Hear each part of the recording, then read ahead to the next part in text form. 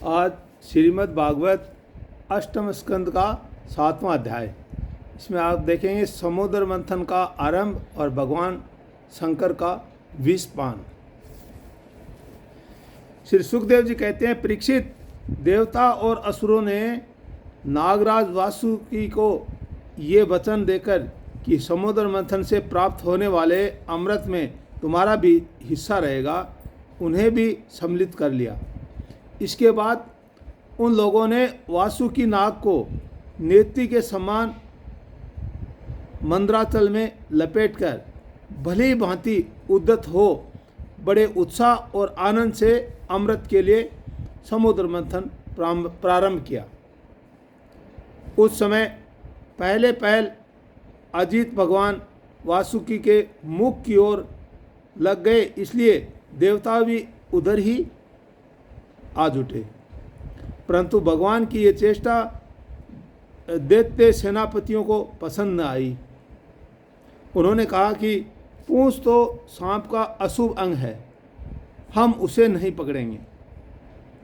हमने वेद शास्त्रों का विधि पूर्वक अध्ययन किया है, ऊंचे वंश में हमारा जन्म हुआ है और वीरता के बड़े बड़े काम हमने किए हैं, हम देवताओं से किस बात में कम हैं। ये कहकर वे लोग चुपचाप एक और खड़े हो गए। उनकी ये मनोवृत्ति देखकर भगवान ने मुस्कुराकर वासुकी का मुंह छोड़ दिया और देवताओं के साथ उन्होंने पूंछ पकड़ ली। इस प्रकार अपना अपना स्थान निश्चित करके देवता और असुर अमृत प्राप्ति के लिए पूरी तैयारी से समुद्र मंथन करने लगे। परीक्षित, जब समुद्र मंथन होने लगा तब बड़े बड़े बलवान देवता और असुरों के पकड़े रहने पर भी अपने भार की अधिकता और नीचे कोई आधार न होने के कारण मंदराचल समुद्र में डूबने लगा।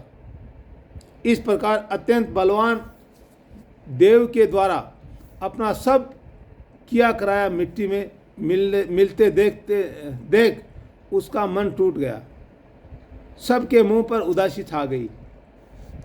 उस समय भगवान ने देखा कि यह तो विघ्नराज की करतूत है, इसलिए उन्होंने उसके निवारण का उपाय सोचकर अत्यंत विशाल एवं विचित्र कच्छप का रूप धारण किया और समुद्र के जल में प्रवेश करके और मंदराचल को ऊपर उठा दिया।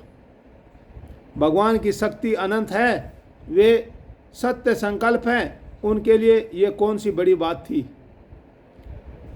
देवता और असुरों ने देखा कि मंदराचल तो ऊपर उठ आया है, तब वे फिर से समुद्र मंथन के लिए उठ खड़े हुए।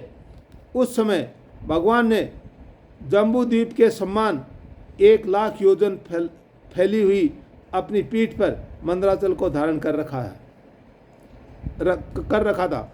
परीक्षित, जब बड़े बड़े देवता और असुरों ने अपने बाहुबल से मंदराचल को प्रेरित किया, तब वह भगवान की पीठ पर घूमने लगा। अनंत शक्तिशाली आदि कच्छप भगवान को उस पर्वत का चक्कर लगाना ऐसा जान पड़ता था मानो कोई उनकी पीठ खुजला रहा हो। साथ ही समुद्र मंथन संपन्न करने के लिए भगवान ने असुरों में उनकी शक्ति और बल को बढ़ाते हुए असुर रूप से प्रवेश किया। वैसे ही उन्होंने देवताओं को उत्साहित करके उन्हें उनमें देव रूप से प्रवेश किया और वासुकी नाग में निद्रा के रूप से इधर पर्वत के ऊपर दूसरे पर्वतों के समान बनकर सहस्त्र बाहु भगवान अपने हाथों से उसे दबाकर स्थित हो गए। उस समय आकाश में ब्रह्मा, शंकर, इंद्र आदि उनकी स्तुति और उनके ऊपर पापों की वर्षा करने लगे। इस प्रकार भगवान ने पर्वत के ऊपर उसको दबा रखने वाले के रूप में, नीचे उसके आधार कच्छप के रूप में, देवता और असुरों के शरीर में उनकी शक्ति के रूप में, पर्वत में दृढ़ता के रूप में और नेति बने हुए वासुकी नाग में निद्रा के रूप में, जिससे उसे कष्ट ना हो, प्रवेश करके सब ओर से सबको और शक्ति संपन्न कर दिया। अब वे अपनी बात बल के मत से उन्मत्त होकर मंदराचल के द्वारा बड़े वेग से समुद्र मंथन करने लगे। अभी इसमें पीछे क्या बताया है, यही बताया है कि इतना भारी पर्वत था, वो समुद्र में डूबने लगा तो भगवान ने कच्छप का रूप धारण करके और उस समुद्र में घुस गए और उस पर्वत के नीचे लग गए ताकि वो समुद्र डूब नहीं सके। और जो दैत्य थे उनकी ताकत भी कमज़ोर हो रही थी, तो उनके अंदर ताकत बढ़ाई, वो भी भगवान का ही एक सहारा था। देवताओं में भी ताकत बढ़ाई, वो भी देवताओं का सहारा था। और जब वो मंथन कर रहे थे उस समय पर्वत था वो भी बिखर सकता था, उसको भी उन्होंने मजबूत बनाया।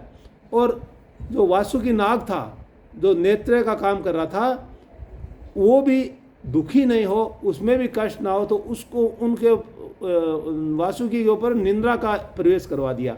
मतलब एक प्रकार से जैसे सो जाता है ना इंसान, तो सोए हुए को पता नहीं लगता कि दुख दर्द का, तो वैसे ही तो सबको कोई तकलीफ भी ना हो और काम भी आसानी से हो जाए, ये सारा का सारा प्रभाव वो भगवान की वजह से ही हुआ था। उस समय समुद्र और उसमें रहने वाले मगर, मछली आदि जीव क्षुब्ध हो गए। नागराज वासुकी के हजारों कठोर नेत्र, मुख और श्वासों से विष की आग निकलने लगी।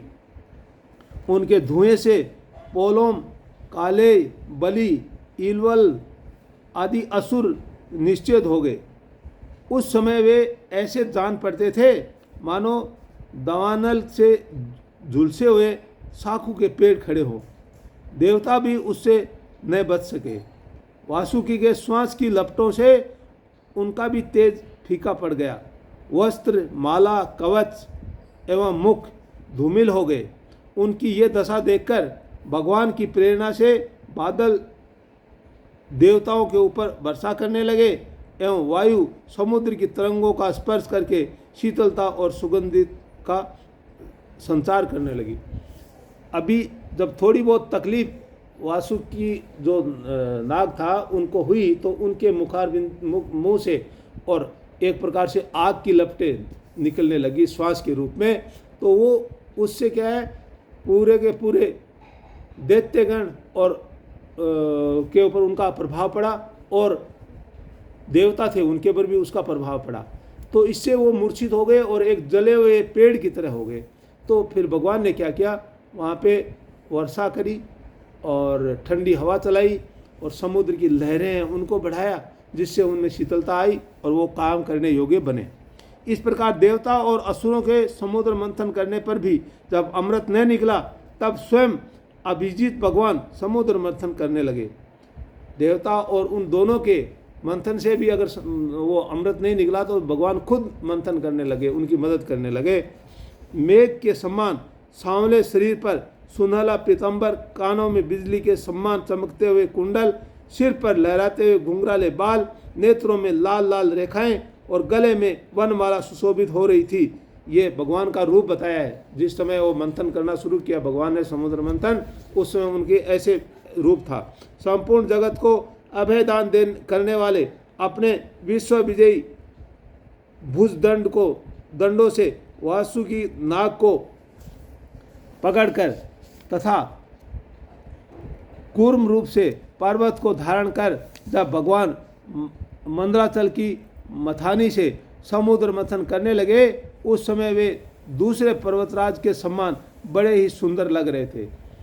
भगवान जब मंथन कर रहे थे दूसरे मतलब एक पास में एक और समुद्र पर्वत खड़ा है, ऐसे नजर आ रहे थे वो।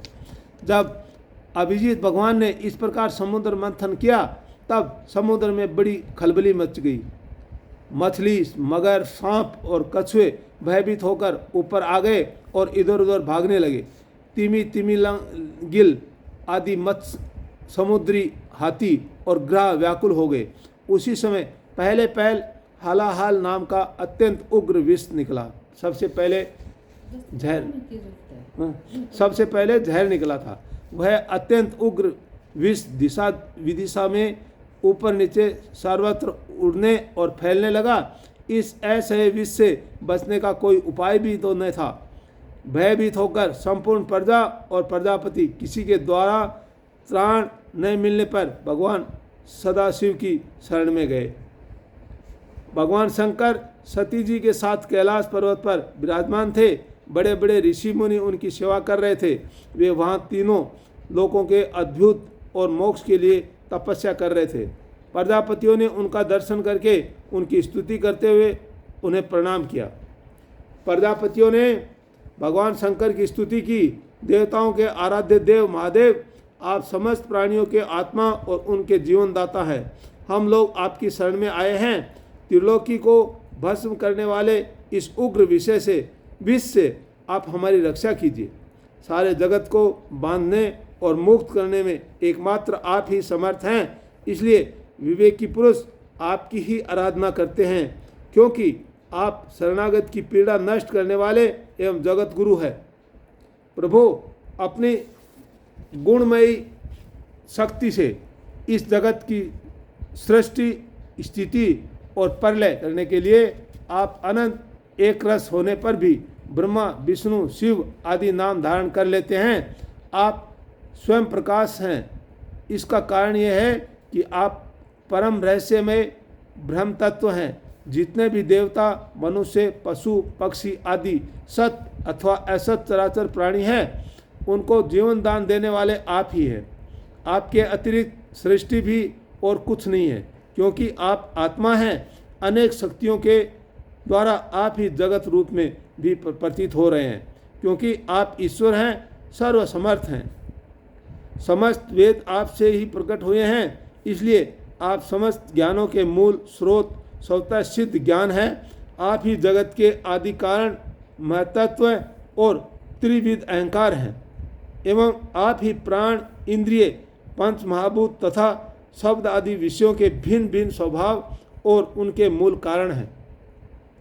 आप स्वयं ही प्राणियों की वृद्धि और ह्रास करने वाले काल हैं, उनका कल्याण करने वाले यज्ञ हैं एवं सत्य और मधुर वाणी हैं। धर्म भी आपका ही स्वरूप है। आप ही ए, उ, मैं इन तीनों अक्षरों से युक्त प्रणव हैं अथवा त्रिगुणात्मिका प्रकृति है, ऐसा वेदवादी महात्मा कहते हैं। सर्व देव स्वरूप अग्नि आपका मुख है। तीनों लोकों के अभ्युदय करने वाले शंकर, ये पृथ्वी आपका चरण कमल है। आप अखिल देव स्वरूप हैं। ये काल आपकी गति है। दिशाएं कान हैं और वरुण रस नेन्द्रिय है। आकाश नाभि है, वायु श्वास है, सूर्य नेत्र है और जल वीर्य है। आपका अहंकार नीचे ऊंचे सभी जीवों का आश्रय है। चंद्रमा मन है और प्रभु स्वर्ग आपका सिर है। देव स्वरूप भगवान, समुद्र आपकी कोख है, पर्वत हड्डियाँ हैं, सब प्रकार की औषधियाँ और घास आपके रोम हैं। गायत्री आदि छंद आपकी सातों धातुएं हैं और सभी प्रकार के धर्म आपके हृदय हैं। स्वामी, सद्योजात आदि 5 उपनिषद ही आपके तत्पुरुष अघोर, सद्योजात, वामदेव और ईशान नामक 5 मुख हैं। इन्होंने पदछेद से 38 कलात्मक मंत्र निकले हैं। आप जब समस्त प्रपंच से उपरत होकर अपने स्वरूप में स्थित हो जाते हैं, तब उसी स्थिति का नाम होता है शिव। वास्तव में वही स्वयं प्रकाश परमार्थ तत्व हैं और अधर्म की दंभ, लोभ आदि तरंगों में आपकी छाया है, जिनमें विविध प्रकार की सृष्टि होती है। वे सत्य, रज और तम आपके 3 नेत्र हैं। प्रभु, गायत्री आदि छंद रूप सनातन वेद ही आपका विचार है, क्योंकि आप ही सांख्य आदि समस्त शास्त्रों के रूप में स्थित है और उनके कर्ता भी हैं। भगवान, आपका परम ज्योतिर्मय स्वरूप स्वयं ब्रह्म है। उसमें न तो रजोगुण, तमोगुण एवं सत्वगुण है और न किसी प्रकार का भेदभाव ही। आपके उस स्वरूप को सारे लोकपाल, यहाँ तक कि ब्रह्मा, विष्णु और देवराज इंद्र भी नहीं जान सकते। आपने कामदेव, दक्ष के यज्ञ, त्रिपुरासुर और कालकूट विष, जिसको आप अभी अभी अवश्य पी जाएंगे, और उन अनेक जीवद्रोही असुरों को नष्ट कर दिया है। परंतु ये कहने से आपकी कोई स्तुति नहीं होती, क्योंकि प्रलय के समय आपका बनाया हुआ यह विश्व आपके ही नेत्र से निकली हुई आग की चिंगारी एवं लपट से जलकर भस्म हो जाता है, और आप इस प्रकार ध्यान मग्न रहते हैं कि आपको इनका पता ही नहीं चलता। जीवन मुक्त आत्माराम पुरुष आप अपने हृदय में आपके युगल चरणों का ध्यान करते रहते हैं, तथा आप स्वयं भी निरंतर ज्ञान और तपस्या में ही लीन रहते हैं। फिर भी सती के साथ रहते देखकर जो आपको आसक्त एवं शौशानवासी होने के कारण उग्र अथवा निष्ठुर बतलाते हैं, वे मूर्ख आपकी लीलाओं का रहस्य भला क्या बात जाने। उनका वैसा कहना निर्लज्जता से भरा है। इस कार्य और कारण रूप जगत से परे माया और माया से भी अत्यंत परे आप हैं। इसलिए प्रभु आपके अनंत स्वरूप का साक्षात ज्ञान प्राप्त करने में सहसा ब्रह्मा आदि भी समर्थ नहीं होते, फिर स्तुति तो कर ही कैसे सकते हैं। ऐसी अवस्था में उनके पुत्रों के पुत्र हम लोग कह ही क्या सकते हैं। फिर भी अपनी शक्ति के अनुसार हमने आपका कुछ गुणगान किया है। हम लोग तो केवल आपके ही लीला विहारी रूप को देख रहे हैं, आपके परम स्वरूप को हम नहीं जानते। महेश्वर, यद्यपि आपकी लीलाएं अव्यक्त हैं, फिर भी संसार का कल्याण करने के लिए आप व्यक्त रूप से भी रहते हैं। श्री सुखदेव जी कहते हैं, परीक्षित, प्रजा का ये संकट देखकर समस्त प्राणियों के अकारण बंधु देव आदि देव भगवान शंकर के हृदय में कृपावश बड़ी व्यथा हुई। उन्होंने अपनी प्रिया सती से ये बात कही। शिवजी ने कहा, देवी, ये बड़े खेद की बात है। देखो तो सही, समुद्र मंथन से निकले हुए कालकूट विष के कारण प्रजा पर कितना बड़ा दुख आ पड़ा है। ये बेचारे किसी प्रकार अपने प्राणों की रक्षा करना चाहते हैं।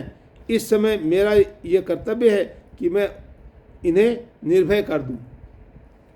जिनके पास शक्ति सामर्थ्य है, उनके जीवन की सफलता इसी में है कि वे दीन दुखियों की रक्षा करें। सज्जन पुरुष अपने क्षण भंगुर प्राणों की बलि देकर भी दूसरे प्राणियों के प्राण की रक्षा करते हैं। कल्याणी, अपने ही मोह की माया में फंसकर संसार के प्राणी मोहित हो रहे हैं और एक दूसरे से बैर की गांठ बांधे हुए बैठे हैं। उनके ऊपर जो कृपा करता है, उस पर सर्वात्म भगवान श्री कृष्ण प्रसन्न होते हैं, और जब भगवान प्रसन्न हो जाते हैं तब चराचर जगत के साथ मैं भी प्रसन्न हो जाता हूँ। इसलिए अभी अभी मैं इस विष को भक्षण करता हूँ, जिससे मेरी प्रजा का कल्याण हो। श्री सुखदेव जी कहते हैं, विश्व के जीवनदाता भगवान शंकर इस प्रकार सती देवी से प्रस्ताव करके उस विष को खाने के लिए तैयार हो गए। देवी तो उनका प्रभाव जानती थी। उन्होंने हृदय से इस बात का अनुमोदन किया। भगवान शंकर बड़े कृपालु हैं, उन्हीं की शक्ति से समस्त प्राणी जीवित रहते हैं। उन्होंने उस तीक्ष्ण हलाहल विष को अपनी हथेली पर उठाया और भक्षण कर गए। वह विष जल का पाप मल था। उसने शंकर जी पर भी अपना प्रभाव प्रकट कर दिया।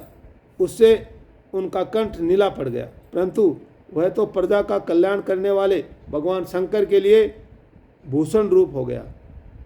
भूषण रूप मतलब एक गहना बन गया। नीले कंठ पड़ गया ना, तो वो एक प्रकार से भगवान का गहना बन गया। परोपकारी सज्जन प्राय प्रजा का दुख टालने के लिए स्वयं दुख झेलाई करते हैं, परंतु ये दुख नहीं है, ये तो सबके हृदय में विराजमान भगवान की परम आराधना है। देवाधिदेव भगवान शंकर सबकी कामना पूर्ण करने वाले हैं।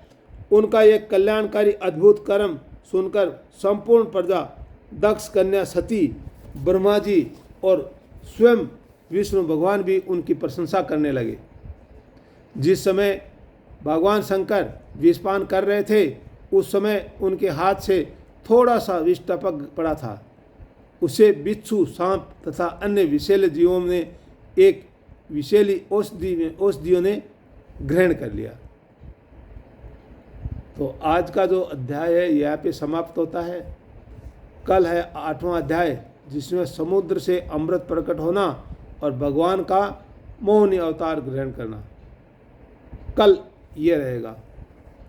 अभी जो ये अध्याय पढ़ा है, ये अगर आपको मेरे मुखार बिंदु से निकली आवाज़ से अगर अच्छा लगा हो तो इस चैनल को आप लाइक करिए, शेयर करिए और सब्सक्राइब करिए।